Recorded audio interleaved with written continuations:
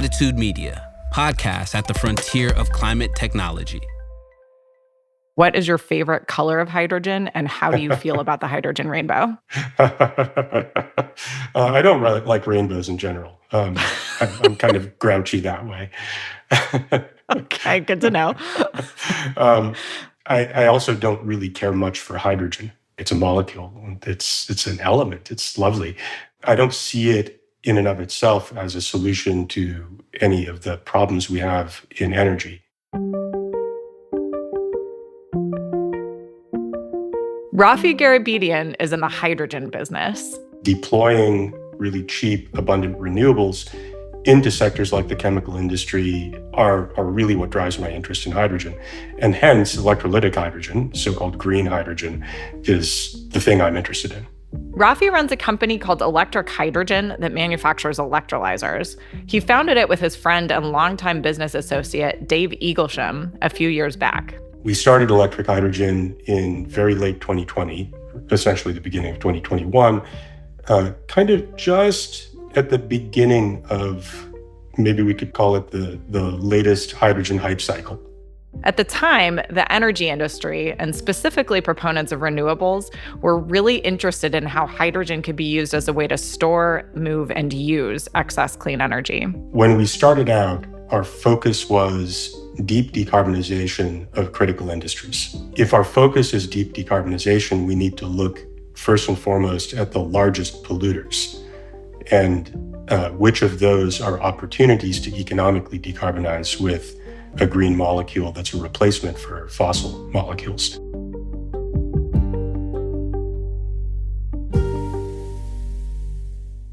We'll get into the details of how the hydrogen is made a little bit later. But for now, all you need to know is that hydrogen made with clean energy is called green hydrogen. And Raffi and Dave wanted to build machines that make green hydrogen, aka electrolyzers. Specifically, they wanted to build electrolyzers with proton exchange membranes, or PEM electrolyzers for short. Generally, PEM systems are relatively small. They're measured in kilowatts, hundreds of kilowatts, up to the largest today, 1 to 2 megawatts per electrolyzer. And they're thought to be extremely expensive. That combination of small, expensive machines wasn't something that Raffi and Dave thought would be scalable. So they set out to build a much larger, cheaper electrolyzer. So can you say a little bit about how you thought about the size of your product as you were starting out? Go for broke. I'm Lara Pierpoint, and this is The Green Blueprint, a show about the architects of the clean energy economy. We've already invented most of the solutions needed to decarbonize the global economy, but many of these technologies are not yet commercial, and they need to get financed and built at scale. We don't have decades to get them commercialized, we have years. This week, I talked to Raffi Garabedian, co-founder and CEO of Electric Hydrogen, about building big machines and the ups and downs of technology hype cycles. Energy is the ultimate commodity. There's nothing more fundamentally commoditized than energy. And so everything we talk about has to be rooted in cost.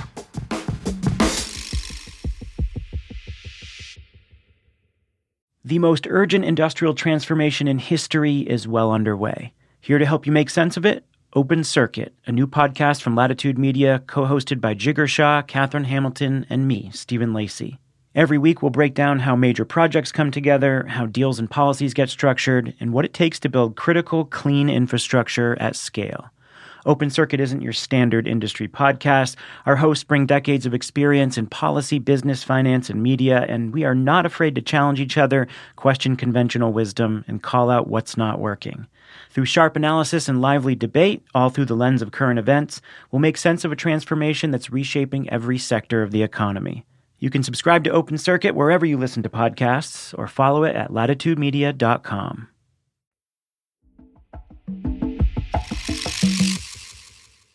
Proton exchange membrane technology was invented in the early 1960s by General Electric for the U.S. Navy. They used it to make oxygen on submarines. So when you break water electrolytically, obviously you get hydrogen and oxygen.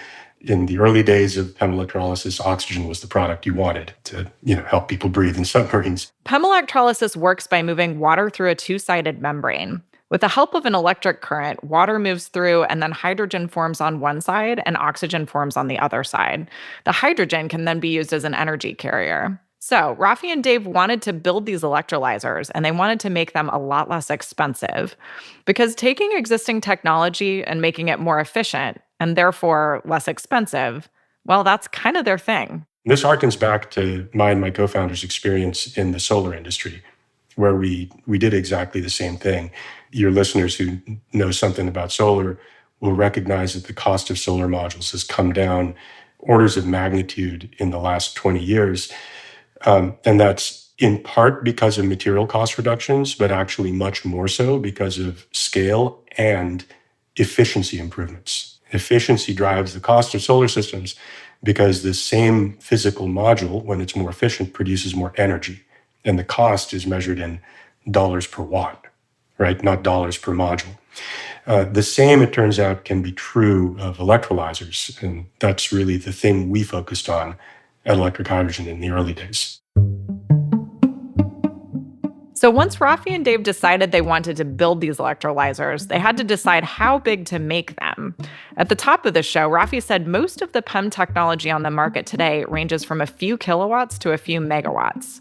The sectors we're looking to decarbonize with kind of green molecules, so-called green molecules, if you measure them in terms of electrolysis or generating capacity, we're talking multiple terawatts of needed new energy supply, new power supply to cross into those sectors.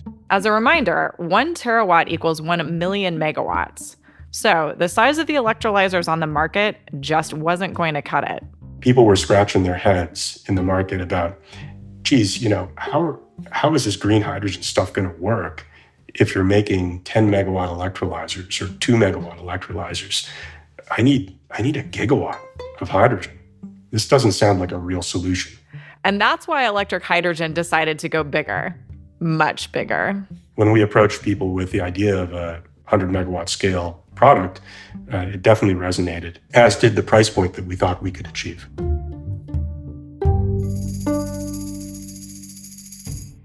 So with their expertise and what they knew at the time about market demand, Raffi and Dave started scaling Electric Hydrogen. It didn't take long to find potential customers for their 100 megawatt systems, and they made plans to build their own manufacturing facility in Devens, Massachusetts. But even with this momentum, Raffi knew that financing the first few systems would be a big challenge. It's super hard to finance something that big as a first of a kind. In fact, it's hard to finance as a second or a third of a kind, too. It doesn't get easier until you've probably built 4 or 5 of them. That's a pretty tall order. It's a lot of money that someone has to put to risk to see this technology launch. In December of 2024, Electric Hydrogen announced the opening of its Massachusetts Gigafactory. The opening marked a major milestone for the company. I talked with Raffi about Electric Hydrogen's scaling journey, how they financed the factory, and where their electrolyzers are being deployed. And remember that hype cycle that Raffi mentioned at the top? Well, the next phase was about to make things difficult. Obviously, as you're getting started, the very first thing you build is not about to be a 100 megawatt electrolyzer. So can you talk about your pilot projects? How did you decide to size them? How did you finance them? What were these projects like, and what did they prove for you? I haven't mentioned this, but an electrolysis device is called a stack because it's like a stack of pancakes. Each pancake in the stack is a cell. Many of those pancakes stacked up makes a stack. The stack is the unit of operation. It's the device that produces hydrogen from water and electricity. As we scaled it up, the stack technology became proven, and we needed platforms, well, not proven. The stack technology became materialized, and we needed test systems in order to validate that it works the way we expect it to work. So the first thing we built was a 330 kilowatt test system, just a test system in the lab, and think of that as a way to test a few of these cells at a time. We got a bunch of runtime under our belts there, and then we put our minds to building a larger system at a megawatt scale. A megawatt scale is still a small fraction of the capacity of our stack. But it's the next thing we built. We built that, operated it for a while, and then decided it's time to produce a large-scale system that represents the repeat unit that will be produced in our 100-megawatt plant. So our 100-megawatt plant is not one stack. It's a repeat of stacks and power conversion. And so we built that repeat unit in San Jose. It's a 10-megawatt scale electrolyzer. It's operating today, and have utilized that to prove out the stack technology, but also more importantly, or just as importantly, the integration of the stack technology into the so-called balance of plant, which is the control systems, the power conversion systems, the fluid systems that handle the water, purify it, separate the gases from the water, et cetera. And as you're building and financing these successively larger demos effectively, is this all venture financing, government grants? What sorts of things did you bring to bear? This is almost all venture financing. So we raised quite a bit of money from the venture community, thankfully at a time when again, there was a lot of interest in green hydrogen, which gave us the ability to self-finance and move very, very quickly. And so the next decision you made was to build a manufacturing plant for your electrolyzers. So talk about that decision. Was that sort of like very obviously the next phase, or did you consider kind of building a 100-megawatt project before you built a manufacturing facility? How did you think about that next step? The cell technology is bespoke. It's invented by us. It can only be made by us. We did not see, and we're not interested in, an outsourcing approach to build cells and stacks. And so even to get to the 10-megawatt facility, we needed a manufacturing operation. We made these full-scale devices in R&D labs. They happen to be in Natick, Massachusetts, for about a year. But at the same time, we were searching for, ultimately found, and built out our manufacturing facility down the road in a town called Devens, Mass. Co-founders and I come from a manufacturing background at First Solar. Building a factory is a big thing. It's a heavy undertaking, but it was a necessary step to proving out the technology because, making something work in the lab is one thing. Making it work in a manufacturing environment at a throughput that is realistic and at a cost structure that works for the business, that's a whole nother matter. Well, so let's get into the details of this. So you mentioned that you essentially needed to build a sort of small amount of manufacturing capacity just to be able to get to your 10-megawatt demo. Is that right? Yeah. So in our manufacturing facility, we built a pilot line. And so you can sometimes think of a manufacturing facility as multiple parallel lines feeding into larger unit operations. We built a pilot line for the critical piece of the technology, which is really the membrane electrode assembly and some of the other components, and started to exercise it. It took maybe 6 months, I'd say, to root out all the issues, to debug that process, which, you find all sorts of things when you do this, because you no longer have PhDs building something, you have technicians building them, and it's a whole nother animal. So yeah, that's what we had to go through to start to produce at a scale sufficient to feed both our 10-megawatt pilot plant in San Jose, but also to continue to iterate on the technology and improve its performance and reliability. We're now in the phase of ramping up the capacity on that line to produce commercial volumes. And so how have you been thinking about lining up customers as you go into building this pilot line and ultimately this bigger manufacturing facility? Like, at what point did you start actually trying to line customers up for electrolyzers? Oh, we've been out selling for, I'd say, 2 years now. Lara, one thing I'll note here is that for a thing at the scale we're making it, a 100-megawatt electrolyzer plant, the sales cycles are very, very long because they're tied to project development life cycles. And project development at this scale can take anywhere from 3 to 5 years. So our customers' journey is quite long, and their technology selection occurs partway through that journey. But then there's a lot more to be done before they reach what's called financial investment decision, FID, which in commercial terms means an order for us. And then we have to produce the electrolyzer, deliver it, commission it, before it goes into operation. We didn't discuss this, but worth noting here, we at Electric Hydrogen are not a producer of hydrogen. We produce the equipment, the technology that enables other people to produce hydrogen at their projects. Those project sites can be, they can be at a refinery, they can be at an ammonia plant, they can be an e-methanol facility, they could be an eSAF, sustainable aviation fuel facility, et cetera, et cetera. So you're in the process of securing customers. As you say, these are kind of long lead times. And was there sort of a specific signal you were waiting for with respect to your customer acquisition before you pulled the trigger on building the manufacturing plant? Or were those almost independent journeys for you? Yeah, we were looking for signals, and we got them in the form of capacity reservation agreements. So, we have a number of these agreements with various project developers.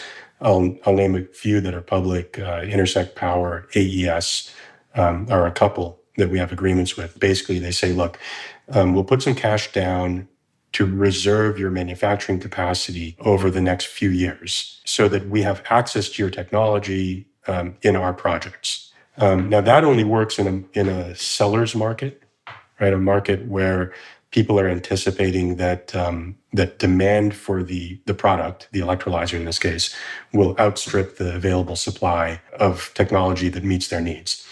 And at the time we signed these agreements, it was a seller's market. And so we were able to pull it off. And that was the demand signal that kind of put the wind in our sails to build the factory and start to scale it up. Things change quickly, right? It's not a seller's market in electrolytic hydrogen anymore, at least not for the time being. We've definitely come out of hype mode and we're in hydrogen disillusionment mode right now, I think globally. The trough of disillusionment that inevitably follows the hype cycle, yeah. Yeah, we're definitely in it. But, we're now past capacity reservation agreements, and really the demand signals we look at now are purchase orders. So real business to build electrolyzers for folks who need them.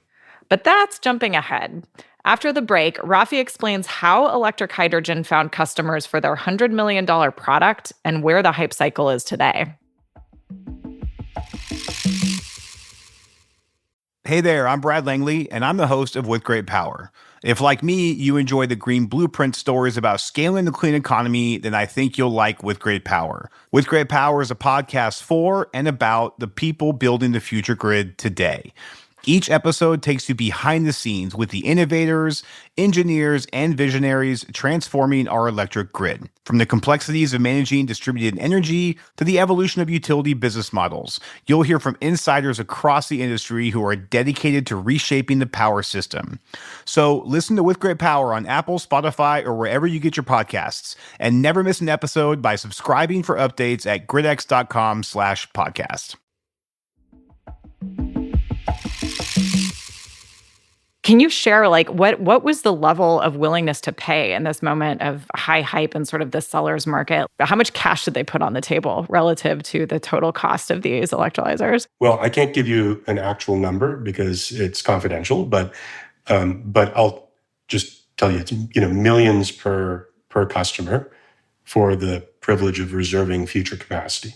And what's the total cost of each electrolyzer? If you look at total installed cost, a typical competitor's electrolyzer will be somewhere between $1,500 a kilowatt and $2,500 a kilowatt. So round numbers, call it 2,000. So that's $200 million for a 100 megawatt electrolyzer plant.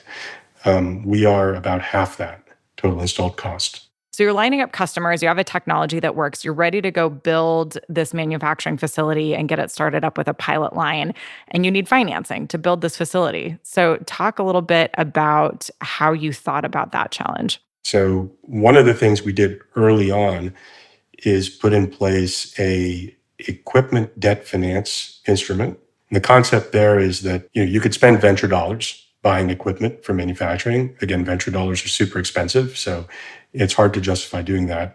Another mechanism is to debt finance, but who's going to lend you money to build a manufacturing facility for a product that's unproven yet? In comes a class of capital, equipment finance capital, which is kind of like a mortgage on your house.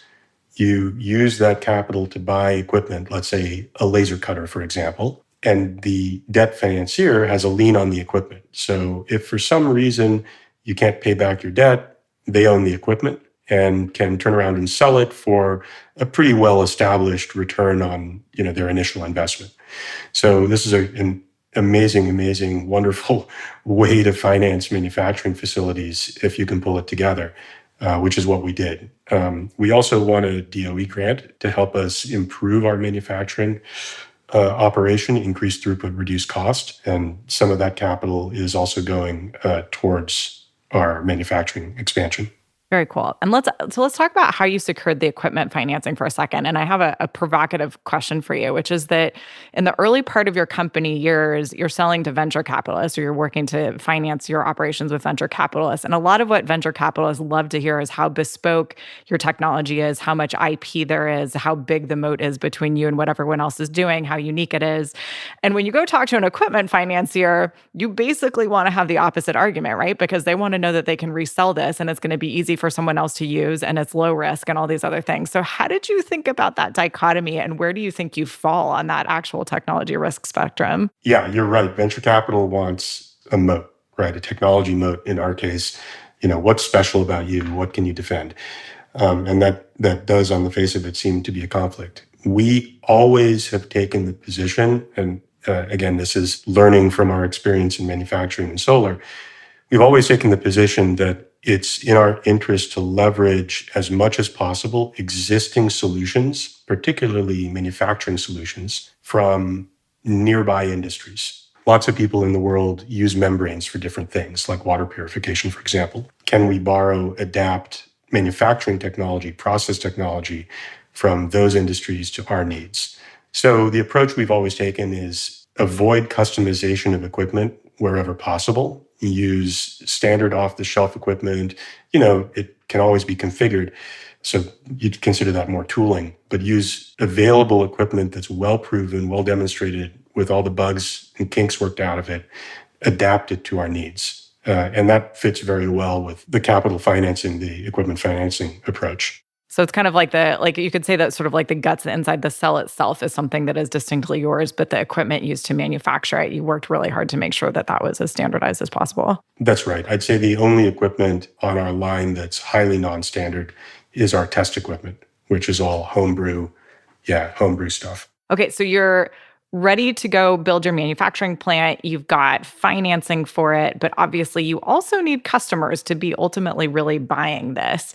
And it's not straightforward for them to figure out how to finance a 100 megawatt electrolyzer. So how did you go about securing your customers and thinking about the financing that they were going to need in order to actually build these?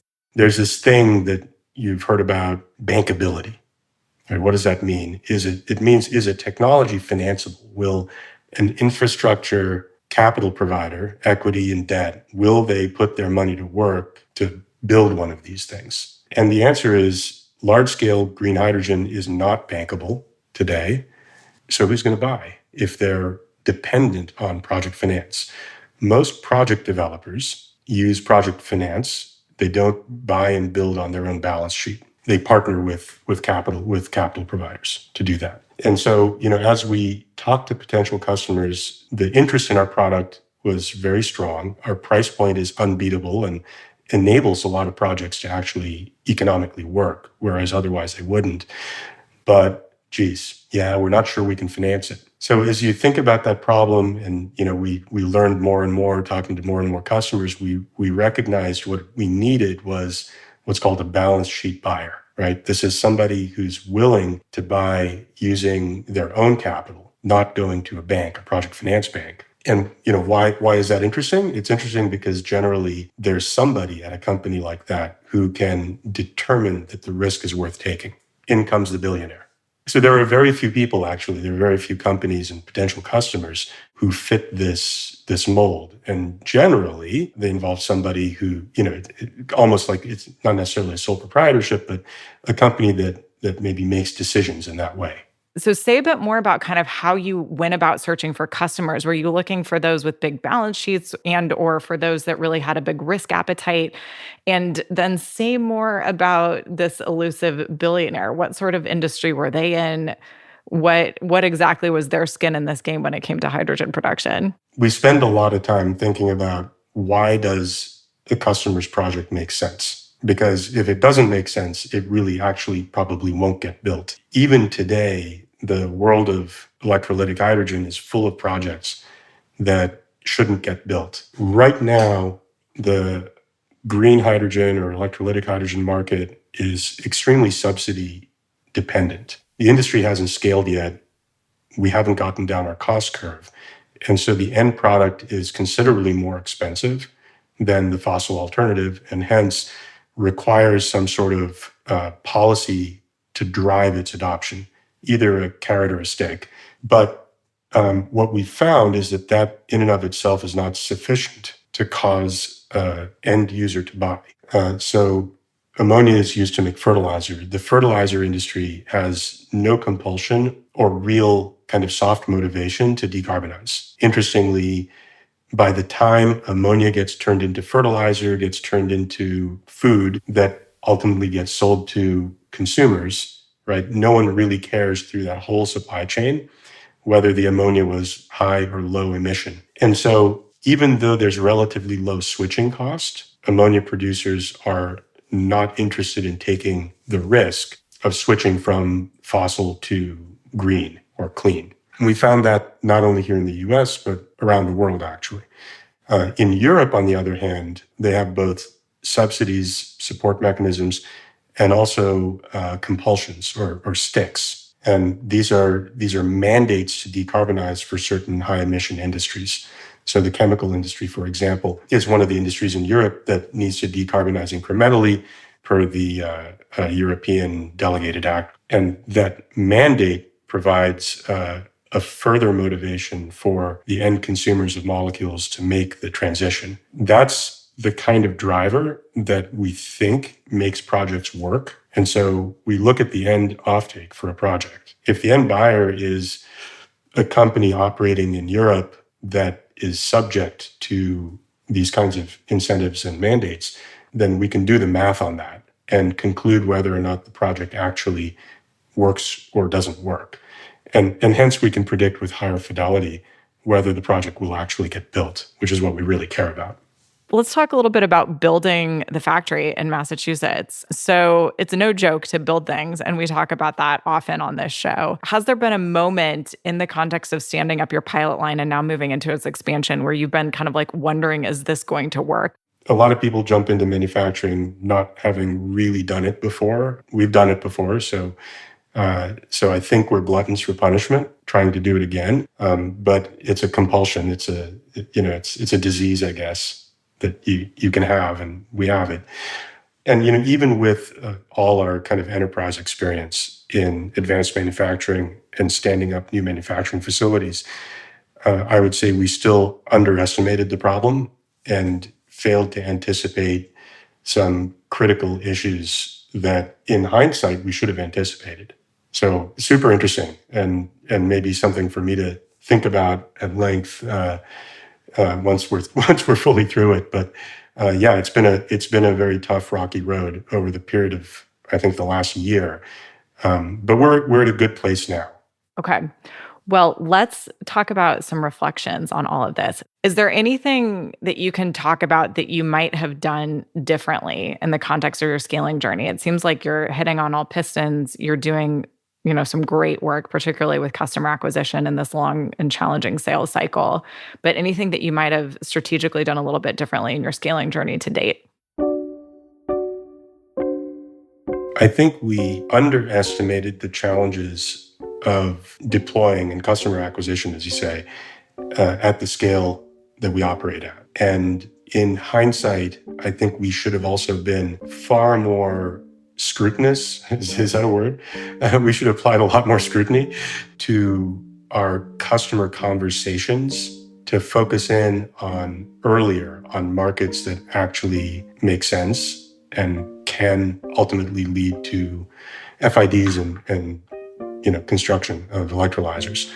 So yeah, a lot to learn from the journey. I don't think, looking back on our experience, I wouldn't say any of the learnings and insights are really around the technical scaling, the manufacturing side. I mean, there's a lot there, but really it's the scaling of the market that's been the hardest, and that in hindsight, I think we could have taken a different approach to.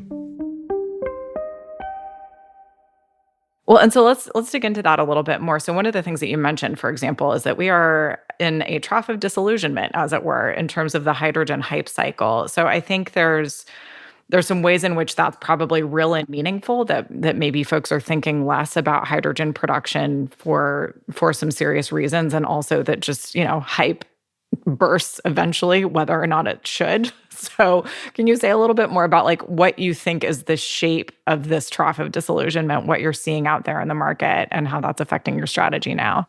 So I think as it stands today, people should be disillusioned with electrolytic hydrogen. It is too expensive. And for me, that's no surprise. In fact, we started the company specifically to address that problem. Electrolyzers today in the $2,000 a kilowatt range, they're too expensive to produce economically viable green hydrogen. And we're seeing this in projects all through the world. So where green hydrogen projects are being built, they're being built at price points that don't really make economic sense without massive subsidy support. And policymakers are seeing this and realizing, oh, well, maybe this isn't really affordable. Right? Maybe this is a little harder than we thought. We should scale back our ambitions. Our technology and our product reduces that cost by 50% and gets us into the ballpark where green hydrogen becomes economically viable with moderate subsidy and support. And once we get to scale, it'll get even better from there. So I think a future where e-molecules are at parity with their fossil alternatives is actually achievable. But we have to take bolder steps, particularly on technology and cost reduction, in order to get there. And how do you think about this with respect to effectively your competitors out there? Because they're established, PEM electrolyzer manufacturing companies out there. Have they realized this too? Are they starting to also focus on cost reduction? Do you think it's important that there are a large number of approaches here? Or what is it that also gives you confidence in your approach specifically in kind of surviving this trough of disillusionment, as it were, and demonstrating cost parity? Okay, so if you look at the incumbent electrolyzer producers, there are the big industrials. I'm talking about companies like Siemens and ThyssenKrupp, Cummins, who are not in the business of mercilessly driving cost out of their products, right? They're heavy industrial suppliers. They're generally in the business of maintaining kind of certain margin profiles and selling value. I don't think that works in green hydrogen. It didn't work in solar, by the way.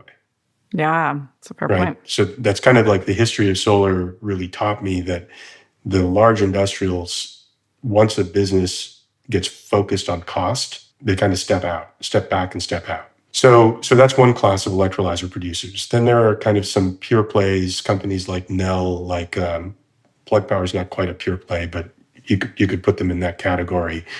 And these are folks who haven't shown the desire maybe or the ability to be highly innovative technically to drive cost. So where does the change come from? It comes from startups like us. That's what we believe. And it also comes from China, right? Again, back to the solar industry.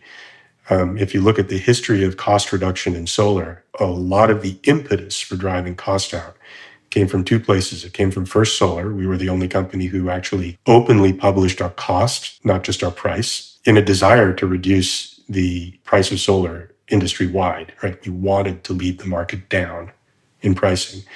And China, who just came in and mercilessly undercut everybody they could. Now, the geopolitics are different now than they were in the early days of solar, and China can't play that game again, at least not in Europe and in the US. So it's a different dynamic, but certainly, we view Chinese companies as the likely competitors who are also going to get down the cost curve along with us. That makes sense. Okay. If I wired $100 million into your company's bank account tomorrow, what would you do with it? Go faster. Yes. I love that answer. I think we're on the right track. Again, we're super focused on cost and scale, which are the only two things that matter in the energy industry. And the only thing slowing us down is our ability to make the pragmatic decisions every step of the way to move fast. Raffi, thank you so much for joining us on The Green Blueprint. This has been a super fascinating interview, and I can't wait to see what happens with EH2 in the years to come. All right. Thanks, Lara. Great talking to you. Raffi Garabedian is the co-founder and CEO of Electric Hydrogen. The Green Blueprint is produced by Latitude Media in partnership with Trellis Climate. The show is hosted by me, Lara Pierpoint. Our producer is Aaron Hardick. Ann Bailey is our senior editor. Sean Marquand is our technical director. Stephen Lacey is our executive editor. If you'd like to suggest topics or guests for the show, send an email to thegreenblueprint@latitudemedia.com. You can listen to The Green Blueprint at latitudemedia.com or subscribe wherever you get podcasts. And if you have fellow clean energy or climate tech travelers who would benefit from the insights in this show, send them a link. This is The Green Blueprint, a show about the architects of the clean energy economy.